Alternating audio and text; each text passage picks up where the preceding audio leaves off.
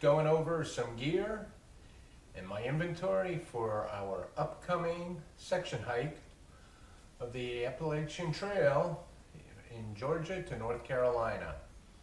What? He's going hiking at his age? That's right. Anyway, I'm going to, first thing go over is our backpacks. I wanted to start here and show you what Nancy and I, we went through different backpacks and finally came up with the two that will really suit us well. And what they are is, I'll show you. These are the Osprey. We're both getting Osprey backpacks. Mine is the 65 AG Atmos, and Nancy's is the 50 Osprey. And what that means is 65 is the amount of liters, its capacity, and mine's 65, so it's going to be 50. Both these are really well made packs, semi-light. I think mine weighs a total of I think just under 5 pounds, and Nancy's is just under 3 pounds. They're very, very efficient. They have this anti-gravity section in the back of it, all this fine mesh. It has 5 different sections that you can adjust it according to your back. They fit around your back, all the weight's nicely on your hips. It's got we put in the Osprey water system for hydration, and it's just a tube that comes into a 2-liter bag that goes inside a little pocket in the backpack itself, where you can hydrate all along the trail. I'll probably carry only about a liter of water in there due to the weight, because I'm going to carry an extra liter, maybe a liter and a half, a bottle of water on the side, and packs for cooking and just for use and drinking also. So on the front of this, well, this will be the front. There are 2 pockets, very nice pockets on the sides. In here I can put my cell phone, maybe some electronic equipment, definitely some snacks. It buckles and goes around the waist. These are adjustable here also. This here is a little lanyard, so when you're not using your trekking pole, or if you're only using one of your trekking poles, you can place it in here. All these cinch down really tight, makes it really a nice fit. Going around to the other side, to the back of the pack, what you have is a nice little mesh folder right here. This, basically, what I'm going to use it for, I'm going to put in there everything that I don't mind getting wet. For example, my rain gear, probably tent stakes, things like that. The rain fly, anything that I really don't care is going to get wet. Below here, it has a separate compartment that is an individual compartment. You can open it up or you can close it from the inside. But what this is where my sleeping bag will go in there. And I'll get into the sleeping bag later, but it has a compression sack and it fits in there real nice. Across the front of this, there's a strap here that I will put using a Thermarest bed pad, and I'll get into that when we get into our sleeping inventory. Now this pack has 2 different tops on it. This isn't an optional top that has a nice pocket in there. I mean, you can store a lot of stuff. It has, it's an extra, I guess, protection against the top of it. But I'm not sure I'm going to bring it because I really don't think I'm going to need it. So it is detachable. And the nice thing about it too is, on these packs, once you do detach that, you still have an additional opening. Put your gear in from the top and close it up. This, if you can't see the inside of this right now, but inside here is where the hydration pack is. I'm going to put a contractor's bag in there just for extra protection. I'm going to layer everything in there from tent to clothing to food to everything's going to be an individual ditty bag, so I'll know, and all be color coordinated, so when I go in there I don't have to root around looking for stuff. I'll be able to pull things out individually. But this closes down, and that's the interior of it. What's nice about this pack also, the 65 has this. I have on both sides, I got 2 side pouches. Now, right now I got a towel in there, but I will bring that. Things like that, anything you want to get quick access to, there's one on both sides, and you'd be able to use these side packets for different things, and there are easy access. So there's plenty of storage in here. I think with everything, my food, my clothing, my my tent, my sleeping bag, and numerous other things, I'm probably going to have a total weight. That's not base weight. Base weight is everything excluding your water and your food, but I'll have with everything, including food and water, I would say somewhere around 27 pounds. And that's about the limit I want to take it. I mean, I don't want to really go over 30 pounds. This is our first hike up there, and we're going to be going up and down a lot of mountainous areas. I think we start at like 3,000, go up to 4, down to 3, up to 4, up to, I mean, there's numerous, many ascents and descents, and we're going to be traveling a total of 53 miles on the trail. And then once we get into North Carolina and start going back down into where we had originally parked, it's an additional 3 or 4 miles on the Kimsey Creek Trail to bring us back to the car at Standy Indian Campground. So that's the 65. Nancy's is pretty similar. She's got that top on it also. Same hydration system. Same, it's got a little knife, it's got a little whistle, so when she gets lost she can call me. 2 pockets here. She don't really need to bring that top, but she may, because this particular one does not have the side pouches on it. But it does have room for a sleeping bag. Both backpacks have these mesh bags on the side for holding bottled water, which is easy access also. She's got, the, like I said, the pockets for snacks and things like that. But hers is a 50 liter, and it's just perfect for her. It fits her nicely. And but basically, that's going to be our packs. That's what we're going to be living out of for next week. And so from there, I want to go into some of the other things we're going to be taking along, and I'll be back in a minute. Okay, I'm back. The next thing I want to get into is our shelter and our sleeping inventory of what we're going to be using each night when we pull into camp. So first thing I want to show you is what I will be using, and I do have a video of this tent. This is a Mountain Morrison 2-person Mountain Smith it's made by, and it's a semi-lightweight 2-person backpacking tent. I think it weighs a total of just under 5 pounds, and that's with the tent, the fly on it, and also the poles and stakes. Right out of the box, the first day, it took me 10 minutes to totally assemble the whole tent. And I know I can cut that in half now that I know what goes where and how it's done. But it's a really, really good tent. It's very durable, has gotten very great reviews, won a lot of awards in backpacking. It's not as light as your Z-Pack tents, your Cuban fiber tents, or your Big Agnes tent, which is 2 persons. Probably the weight is probably about 1.5 pounds, 2 pounds more, but they're also twice as expensive. I think a Big Agnes tent costs around $375. This is half the price, so it's a really nice piece of equipment, and I will be carrying this, not Nancy's. So we'll see how it works out. I know in future trips, I really like to go to a small Cuban fiber, maybe Z-Pack type of tent that I would use to stake up without poles, just using my trekking poles to use it. And I know a lot of through hikers and lightweight backpackers, ultralight, use tents like that. But for now, this is going to work just fine for us, and I'll let you know how it works out. As far as sleeping bags go, Nancy and I both got down-filled sleeping bags.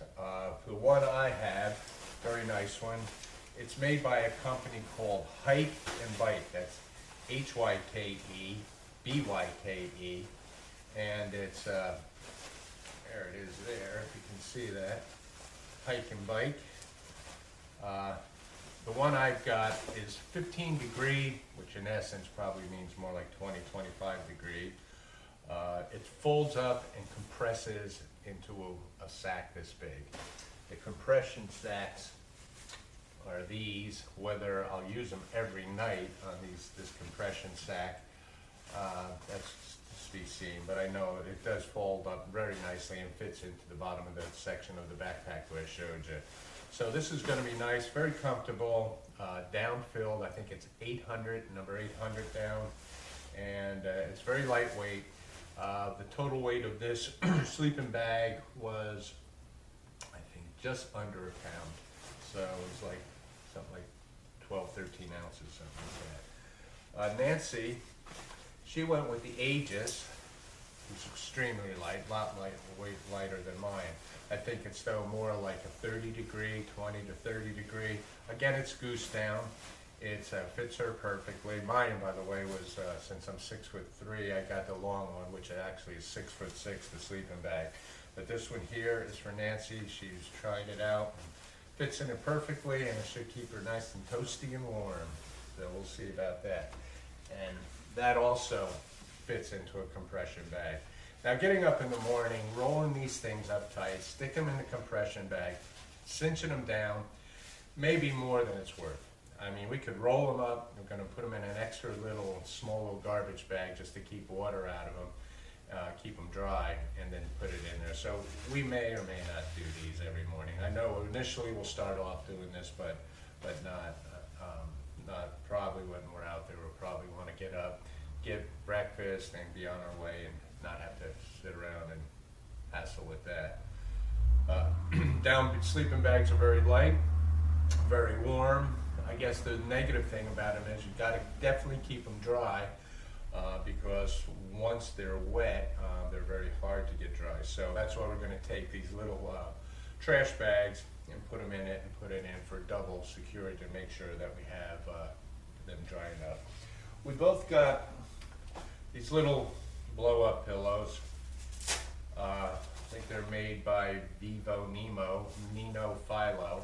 Takes about 2 or 3 breaths to fill them up, but they're very durable. But they're pillows, and I'm telling you, when you're out there, a pillow is godsend. And these are very nice, and they're very light, and they'll fit in the pack very nice. So, and as far as our floor, or what do you call our pads, we're using the Thermarest Z-Rest. It's a closed cell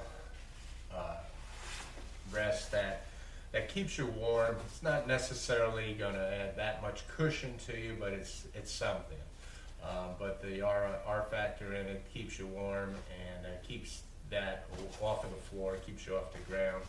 I guess they're very light. I guess the only negative thing about these will probably be just their bulkiness. It's going to be sitting at the bottom of my pack where the straps are around it, so it'll be basically like that. Nancy will have it on the back of hers too. There's other varieties. There's inflatables, there's self-inflatables, there's cushions, there's all sorts of. So this is the type of thing that I'm really going to have to experiment with and see which works best for us. I know all of this equipment that we're going to be using, we haven't been out there. We don't really know. This is our first section hike on the AT.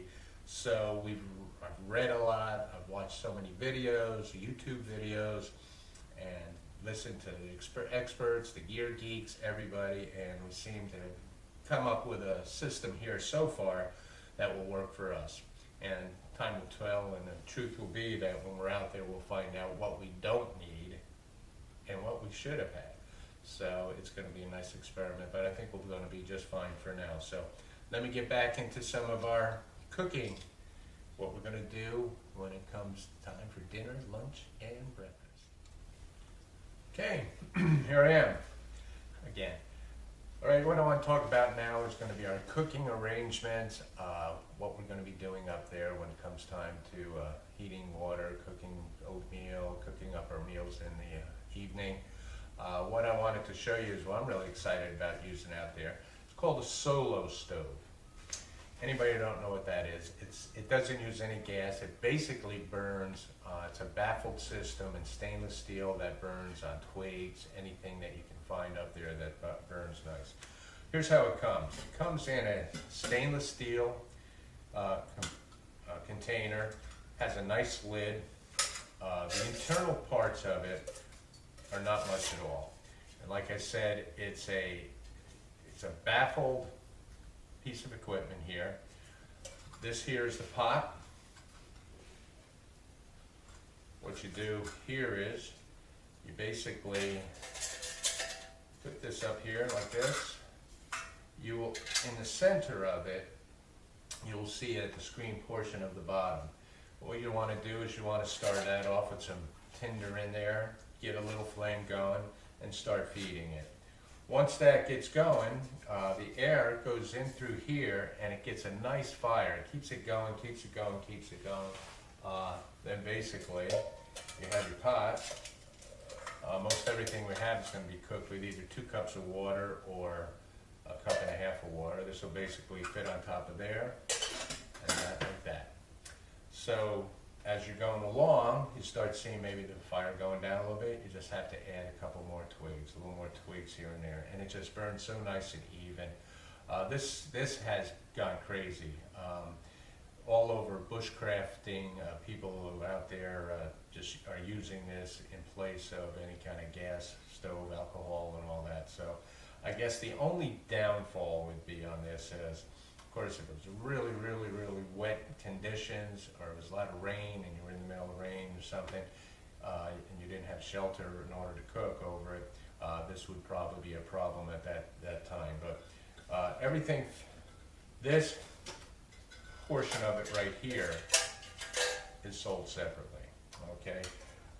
This you have to buy individually also, but everything fits right nice inside there. As a matter of fact, you know, I have these are for candle making. These are wicks for candle making. I actually keep them in there to light it, just to keep something in there going. And then I'll also have keep one glove that's in there that will end up using it for pot holding and everything like that in the pot. And then I'll have some waterproof matches and a Bic lighter. So all that goes in there. This folds down, and then it fits. All of this will fit nicely into this pouch. I also keep a little bag of dry tinder in there just to keep things going. Nancy and I both have separate individual cups that we can use to eat out of these, or most likely we'll use a drink out of these and have our coffee in the morning and stuff like that. So that's a cooking system. I am telling you though that I am going to cheat a bit because I want to compare the two. And I also, since this is our first section hike up in the AT, I want to make sure I cover all the angles. So with a little extra weight, I am going to bring that. It's another cup for cooking, which Nancy made some really neat koozies to go over even a little handle she made to go over to keep everything nice and warm and keep the heat off your hands. So that's an extra pot. But if you haven't seen the MSR, what's the name of this again? I think it's the Pocket Rocket. I'm pretty sure it is the Pocket Rocket. But it's extremely small. This is the, I guess it's 110 grams of fuel, which would last, they say, about 1 week for boiling water in the morning and cooking in the evening. So that, I'm just going to bring one of them. If it's rain or something, we can always cook or keep a little fire under the vestibule of the tent. But, you know, I do love these little Pocket Rockets. They're fantastic. They're so light. They're so easy to use. And basically, this goes on to the gas thing, on, off, light it, make some noise. But, you know, we'll have it as a backup, and I'll feel a little more comfortable with it when we, you know, get up there. And who knows, maybe I'll I'll be using this more often, but for right now, it's you know, it's an extra one. So we'll see how it works, and but I'll be bringing that along with me. So other than that, I guess the only other thing is Nancy also made up these nice little cozy, because majority of the meals we're going to eat right out of the pot and just separate it into 2 cups or whatever. Or we'll take, if you ever notice, like on Nor's Foods and different those mountain houses and stuff, everything comes in aluminum pouches. We actually ordered a big tub of, not dehydrated, but freeze-dried chicken and freeze-dried assorted vegetables, freeze-dried fruits also. So we made up these pouches where an aluminum pouch, once you cook and boil water and pour it into that pouch, you can close it up, stick it in here, close this up. These were made out of windshield sun visors. They're heat, you know, the fact that you got the clear color, I mean the silver on the inside. We put some, what do you call it, Velcro on it, and then we put some Gorilla tape along the sides, and they hold up real nice. And I gotta give, if you ever watch Darwin's on the Trail, he gave us this idea. Nancy also made one that's collapsible for me to put on my solo pot. So everything stays nice and warm and don't burn us. So that's that. That's pretty much what we're going to do with cooking. We're going to bring oatmeal. Like I said, we had all the freeze-dried fruits that we're going to mix in it. We have packages, an aluminum package of tuna fish, salmon. We're going to bring tortilla shells, hard cheeses like cheddar cheese, which can last up to a week or 2, Parmesan cheese, and some hard salami or pepperoni.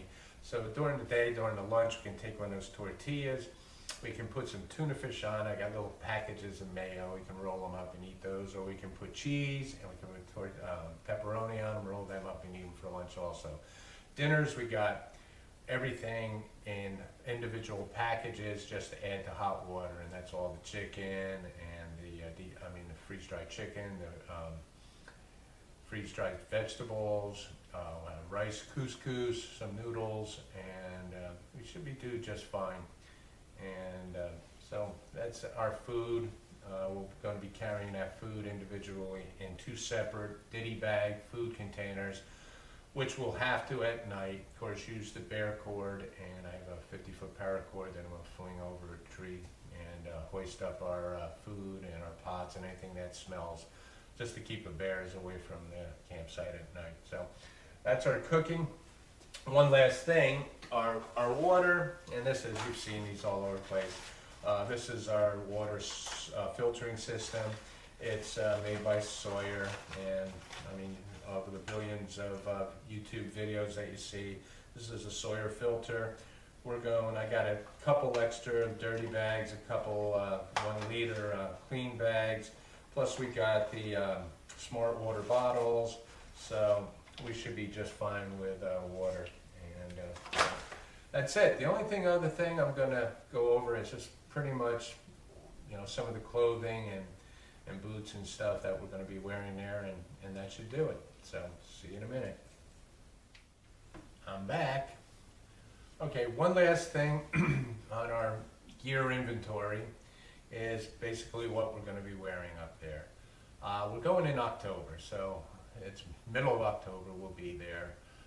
Temperatures at that elevation can get as low as into the 40s, I imagine, maybe lower, but most likely during the day to be in the 60s, the 70s, 40s at night, just absolutely beautiful weather, hopefully, with no rain.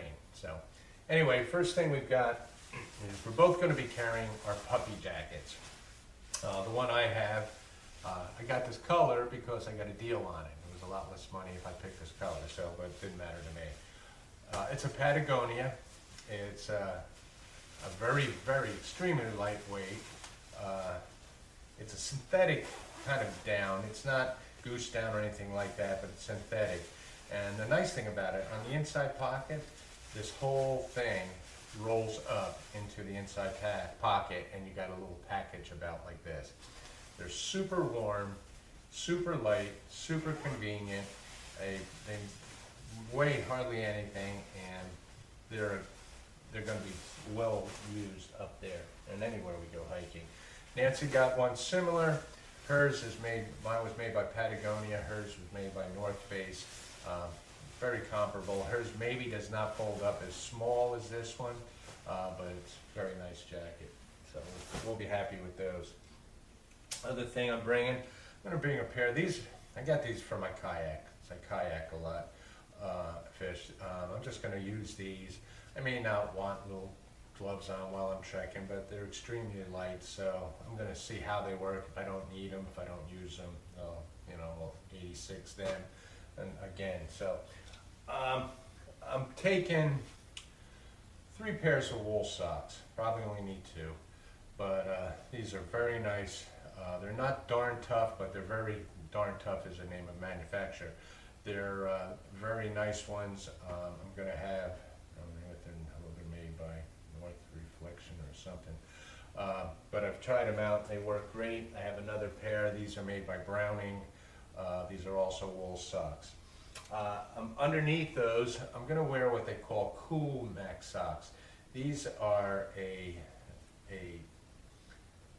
sock that you put under your wool sock that absorbs all the moisture and everything.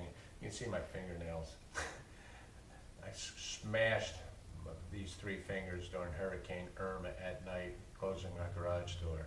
It's not that, it looks like probably from the camera I got like 30 fingernails, but I got smashed, just totally crushed them. I'm fine. So anyway, that's our socks. I'm also bringing a pair of dry socks, going to be camp socks. So at night, when we're done hiking, I want to get off the wet, sweaty socks and make sure my feet are dry and aired out. And it's very important, to eliminate any kind of blisters and work on that from that. So I will have a buff around my neck, face, buff, neck. I just like having it. It works for a million different things. You can use them for headbands, you name it. But we're both going to be carrying those. Something else that we're going to be using are these things. They're called gaiters, and if you don't know what gaiters are, they attach to your lacing, and they go. You put them over your ankle. They go to the foot of the toe of the area, back over the heel, and they cover the whole shoe. These are made by Dirty Girl. They're stretch nylon. And they're just really nice because they keep the dirt, dust, pebbles out of your shoes. Last thing you want to do is walk along the trail, get a pebble in your shoe, and have to take all your gear off just to get dig that out of there. But everybody's using them. They're really cool. I like them. I got a kind of a camo one. Nancy got kind of a cool looking on hers too, but we'll see. At night, early in the morning, got me a little wool cap. I'm sure it looks really geeky on me. I really haven't even looked at it on me, but who cares? It'll keep my head warm at night. So I'm going to bring a pair of these are kind of like, fishing pants. I use them on the boat. I use them on the kayak. They're used a lot here in Florida, but they're very lightweight. They just dry immediately. And in case I need a pair of longer pants, I'm going to have those. I will also have a long sleeve shirt. It's made of whatever it's made of, but it's that material that dries real quick and is very lightweight and breathes real well. I'll also keep a long sleeve kind of cotton shirt in also for sleeping at night. I have my rain gear is basically just a poncho. I got a rain fly for the backpack, so if it rains, I can cover that over and basically just put the poncho on. I'm also, all the other things, underwear and a couple t-shirts, also made of a material that is lightweight and easily dries. Underwear, and that's basically, I'm going to keep that to a real minimum. We have a small first aid kit that I'll bring. That there's stuff called Lukey tape. It's an athletic tape that is an imitation skin tape. It's like moleskin, if you ever heard of that, but it's in a roll. And anytime if you feel just a little bit of a hot spot on your feet from a blister or anywhere else, you just take and wrap a little of that, and it works wonders. I've already used it on just hiking around here, and I'm really happy with it. Our hiking shoes, I went out and got a pair of, we actually both got Merrell hiking shoes. Mine is, if I'm not, I kind of forget what the actual name of it is. I don't know if it's the Moab or it was something like that, the Ventor or the Adventor. Very nice hiking shoe. It's a low cut. I've used it now. I've been working them out and making sure that they're working properly on my feet. They do. They feel really comfortable. I don't know again what model they were. They were like $100. So if you go out and look at Merrell hiking shoes, and there's $100, and there's probably 2 or 3 like that, so you'll know they're mine. Nancy went out. She's got Merrells also. They're more of a trail runner than they are like a hiking boot. I like them a lot. They're real light, and she's going to be wearing those. So as far as first aid kit, real gauze, tape, needle, ointment, bacterial ointment, a couple other little things, some aspirins, some ibuprofen. That's about it. Then we have a very little bit about as far as toiletries go, just a couple things. I'm also bringing a little knee brace for my good old knee here, old man Tom's knee. I've been working out quite a bit, Stairmaster, going to the gym and all. It seems to be okay. And I'll take it easy. I'm not on a marathon out there. I mean, I'm not on a race out there. So we'll see how that goes along the way. Our actual trail is from Neels Gap, Georgia. That's about 30 miles in from the southern terminus of the Appalachian Trail. Now, we didn't do the approach to the trail, nor did we do the southern 30 miles. I wanted to start off our first one in a more friendly environment with a more friendly walking area. Not that it's any easier, but it just seemed to work better in kind of the schedule we want to do. We're going to drive to North Carolina, park, and spend the first night at Standing Indian Campground. It's like $16 a night.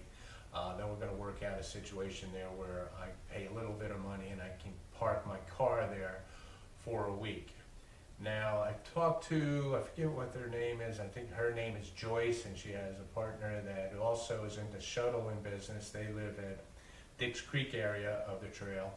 And they're going to pick us up Saturday morning, the 14th, and drive us all the way down into Georgia and drop us off at Neels Gap, where we'll probably get there. See, they're going to pick us up around 9.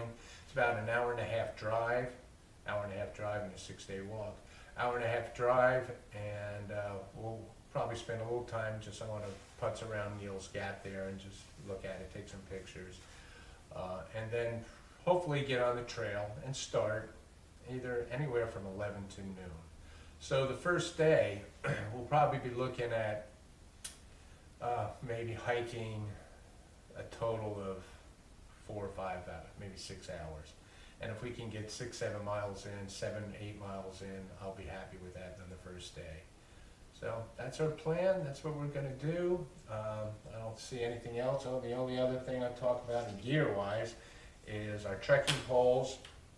We did get these Cascade carbon fiber quick lock trekking poles. Very durable, cork top to absorb the sweat. I really like them a lot. They're not as expensive as the Black Diamonds, but I'll tell you what, they are really nice trekking poles, and I'm going to enjoy using them, especially for balance and just to poke at things and use them and hang things on, and there's all sorts of reasons why you use a trekking pole. The only other stuff I'll be bringing, of course, is the GoPro stuff, electronic box, my phone, and certain battery backup and extra batteries for the remote and for the GoPro. So I will see you on the trail. So if this helped out, or I will look at this myself in the future and see what I can eliminate and add to, but it's a good inventory, and I hope to see you out there. Stay hiking.